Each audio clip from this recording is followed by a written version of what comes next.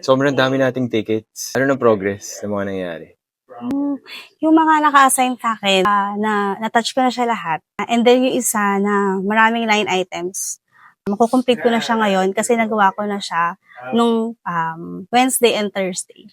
Kasi completed naman lahat ng mga approval na kailangan, tsaka yung mga support email kung bakit kailangan siyang gawin.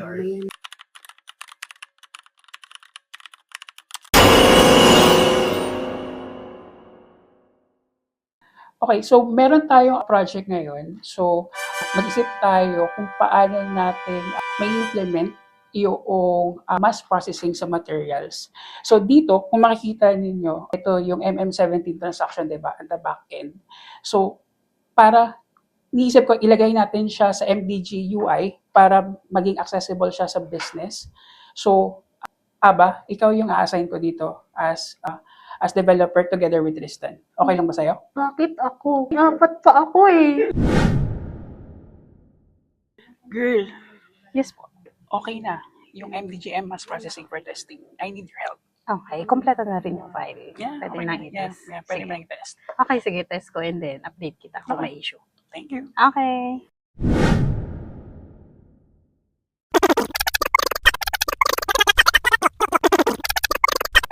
Tanong yung Katie natin and yung Katie, may questions ka, Jerome?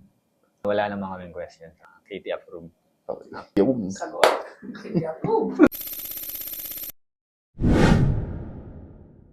Uy, Arvin, tama-tama. Meron ko di-discuss sa'yo. May bagong project sa TMC. So, kailangan ko ng master data. Anong master data yan? Kailangan mo? Vendor master. Kailangan i-send dun sa bagong vendor. Kailangan natin bagong feed. Parang kay CWT. Papalit kay CWT. Okay, sige. Pasapin natin si Jing. Sige. Okay. Okay. Okay, let's go. Jing, ayan, Jing. Meron ko di-discuss sa'yo ni Arvin. Sure, ano yan? Meron kasi akong bagong project, TMC, implementation. So, kailangan natin i-send yung mga employee details dun sa bagong TMC. So, yung papalit kay CWT. Parang same yung feed natin ngayon kay CWT, pero bagong vendor na siya. Okay. Mas maganda siguro pag meetingan natin yan together with SME, pero we can do it initially together with the three of us. Okay. Sige. So, yung ano natin yun, purpose ng meeting natin is to discuss yung requirement para dun sa bagong HR feed for the Amex, for the new TMC, which is Amex. So, if I think you're aware naman na meron tayong current na vendor, which is CWT, for Concur Travel. So, sa ngayon, nagsisend tayo ng employee information from MDG to Concur and MDG to CWT. So, separate interface yun. So, yung Concur, magsistay pa rin yun, pero ngayon, kailangan natin ng bagong interface going to Amex naman. So, HR feed ulit. So, information ulit from the employee. Yep. So, ito lang yung agenda ko today. So, yan. Ano ba yung mga required fields for sending? For